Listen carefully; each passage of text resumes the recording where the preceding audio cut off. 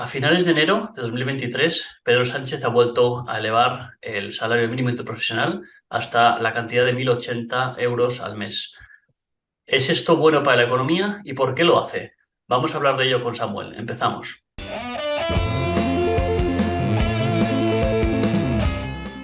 Hola a todos. En este inicio del 2023 nos hemos encontrado con que Pedro Sánchez ha vuelto a elevar el salario mínimo interprofesional, una subida del 8% hasta los 1.080 euros en 14 pagas. Esto acumula una subida ya del 47% desde 2018. Vamos hoy a hablar de ello con Samuel. Samuel, ¿cómo estás? Muy buenos días, Gustavo. Genial, aquí estamos de nuevo. Bueno, Samuel Díaz Jiménez, nuestro amigo que nos traemos aquí para hablar temas de economía en unos breves minutos.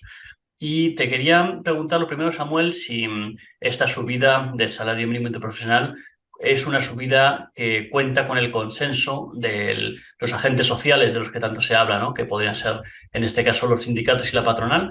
¿Han estado de acuerdo con esta subida? En este caso no han estado de acuerdo, Gustavo, y no solo eso, sino que no están conformes porque opinan y creen, sobre todo la patronal, que esta subida del salario mínimo es totalmente innecesaria y que profundamente va a dañar la economía, como ya viene haciendo en la última subida. Tú mismo has recalcado que desde 2018 se ha subido prácticamente un 50% y que al final lo que es el salario mínimo ya se está equiparando a la renta media, o sea que algo perdón, a la renta moda, la renta que más se repite en España. Ya más o menos se está equiparando y eso es un problema y la patronal lo sabe y los empresarios también, ya que también para ellos supone, de hecho, del esfuerzo que están haciendo, supone prácticamente esforzarse más todavía. Entonces, obviamente consenso no ha habido. Entonces, ¿tú no crees que la patronal, de no querer arrimar el hombro y de ser insolidario y de hacer que los trabajadores sufran, no eres partidario de esa tesis? No, y aparte no es que no estén arribando el hombro, sino que consideran que ellos tienen, bueno, ellos tienen que defender los intereses de sus representados, que son los empresarios, y obviamente ya no es que haya que ceder una parte u otra, sino que ya hay distintos organismos oficiales y de rigor y de peso, como el Banco de España, que ya ha advertido que en nuestra economía, y en nuestra economía solo, no significa que en otra tenga un efecto u otro, en nuestra economía, en la actualidad, las subidas del salario mínimo que se vienen haciendo desde hace varios años están siendo perjudiciales para distintas capas de la economía y distintas partes de la economía y de los agentes sociales. Por lo tanto, la patronal no puede estar de acuerdo con esto, porque obviamente ya no solo es que dañe a los trabajadores, no a lo mejor en el corto plazo más inmediato, sino en un plazo, un corto medio plazo. Y aparte también daña los intereses de los empresarios porque les deja mermada la capacidad de inversión en el corto y medio plazo también. Y ahora estamos ante uno de esos casos en los cuales tenemos por una parte lo que se ve y por otra parte lo que no se ve, ¿no? Lo que se ve es que la gente tiene más dinero en el bolsillo y serán votantes muy agradecidos para las siguientes elecciones. Lo que no se ve son los efectos que esto puede tener en el largo plazo, ¿no? Una de las grandes defensas que suelen hacer los políticos de izquierdas para subir el salario mínimo es que bueno, pues la gente gana muy poco dinero en España y que si tuvieran más dinero en los bolsillos, pues gastarían más y eso sería beneficioso en general para la economía. ¿Qué te parece esta propuesta, Samuel? Profundamente errónea desde la raíz. ¿Y la raíz desde dónde viene? Desde confundir y no entender lo que es el salario mínimo. El salario mínimo, como cualquier precio en una economía, pues se rige a la ley de oferta y demanda. Al final, el salario es un precio, el precio del factor trabajo. Y al final nosotros, los que buscamos trabajo, los trabajadores, somos oferta de empleo para los demandantes que son los empresarios. Y al final, cuando la oferta de un bien es tan grande y es tan amplia, porque en España el desempleo está en 3 millones o sobrepasando los 3 millones de desempleados, pues al final el demandante de empleo no se le exige unas condiciones que tendría que tener para una oferta de trabajo mucho más reducida. Encuentra ese bien, o sea, ese empleado mucho más fácil que si no hubiese desempleado. Entonces, obviamente, los salarios son más bajos. Y a eso añadirle que la productividad en nuestra economía, que es importante para ver la evolución de los salarios, la productividad lleva estancada décadas, o sea, más de 20 años. Por lo tanto, los salarios también están estancados. Y aparte, para más Inri, Gustavo, la legislación laboral que tenemos en nuestro país es muy rígida. No hay flexibilidad y el coste de la contratación también es muy elevado. los empresarios tienen un coste al despido elefantiásico, que en países como por ejemplo Dinamarca, que hay muchos políticos de izquierdas que lo ponen y alzan la bandera de Dinamarca y de los países nórdicos, hay países de este estilo que no tienen despido, el despido es gratuito, y entonces, sumado todo eso y metido en una costelera, pues hace que nuestros salarios sean más bajos. No es que los empresarios sean más malos, que nuestra economía sea peor, no. Simplemente que la legislación que se está aplicando y que la oferta y demanda, la ley de oferta y demanda que se rige en nuestro mercado laboral, pues al final marca unos salarios que al final, entre comillas, merecemos para la economía que tenemos. Y oye, otra cosa, el mercado laboral, además, es tan homogéneo como para que el salario mínimo sea el mismo en Madrid, que en Huelva, que en Bilbao, o también hay ahí efectos locales. ¿Cómo ves eso? Pues eso te quería comentar también, Gustavo. Eso es bastante interesante y la verdad es que está sobrevolando el discurso público y de medios de comunicación estos días porque es verdad que es muy relevante. Porque, por ejemplo, un empresario en Madrid o que la renta media es mucho más elevada, por ejemplo, en Córdoba, mi ciudad, la renta media son 14.900 euros y la renta media en Madrid me parece que son 28 o 27.000. Entonces, ¿eso qué quiere decir? Pues que la subida del salario mínimo va a afectar mucho más al colectivo empresarial en mi ciudad que, por ejemplo, en Madrid, ¿no? Entonces, eso también habría que verlo porque obviamente al empresario de una ciudad como Huelva, Córdoba o León le va a afectar mucho más que en Bilbao o en Madrid.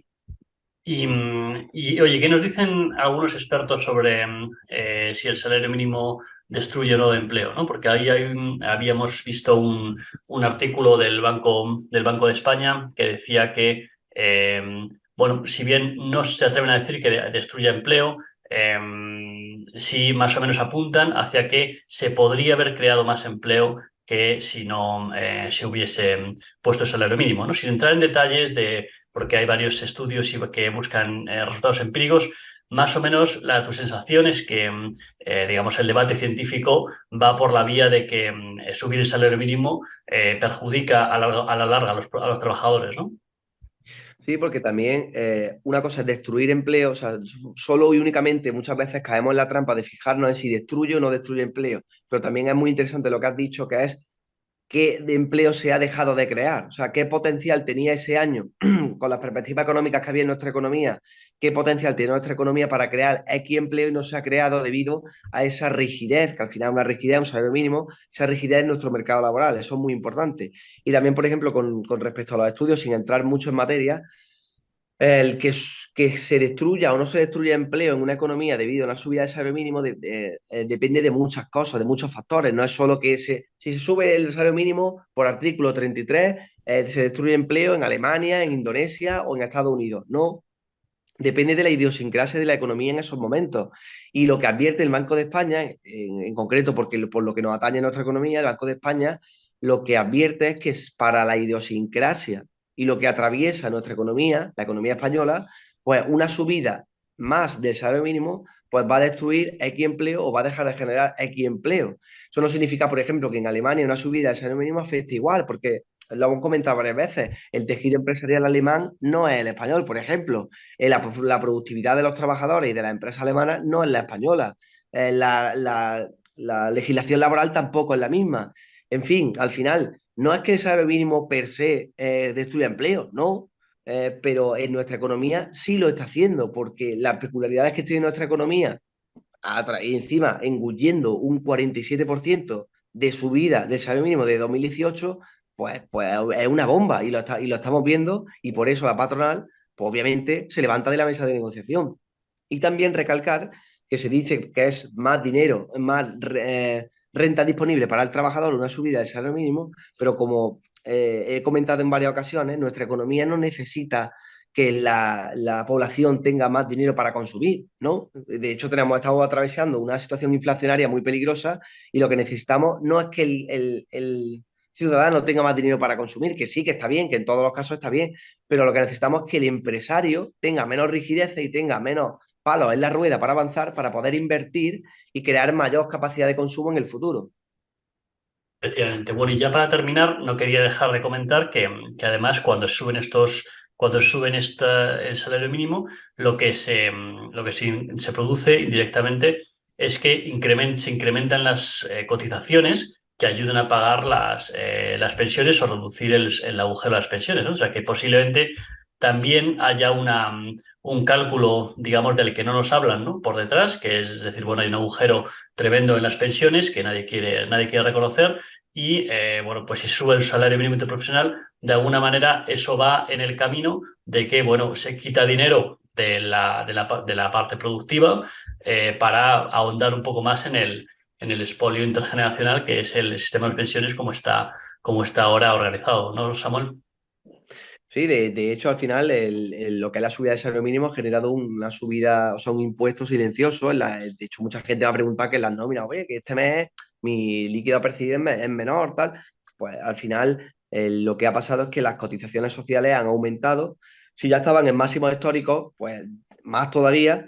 Y al final eso hace que merman la contratación, pero obviamente la seguridad social, como tú dices, está quebrada desde hace varios años, cambia las reglas del juego cada 5 años de media, porque obviamente no es sostenible intergeneracionalmente y obviamente pues tienen que conseguir liquidez o conseguir tapar el agujero como puedan. De hecho, ya hay varios documentos que han remitido varios gobiernos, no solo el de Pedro Sánchez, sino también el de Rajoy, a Bruselas, diciendo que para el año 2050 se estima que o sea, ¿cómo se llama? El porcentaje de que va a cobrar el pensionista con respecto a su última nómina va a ser de entre el 40 al 50%, cuanto ahora mismo está cercano al 80, entre el 75 y el 80%. Por lo tanto, eso es un recorte.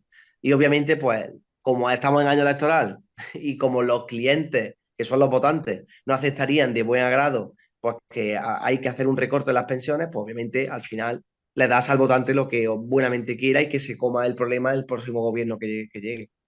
Mm. Muy bien, pues lo vamos a dejar de aquí, Samuel. Muchas gracias por poder contar contigo otra vez y nada, un abrazo y feliz semana. Gracias a vosotros. Feliz semana. Un abrazo. Un abrazo.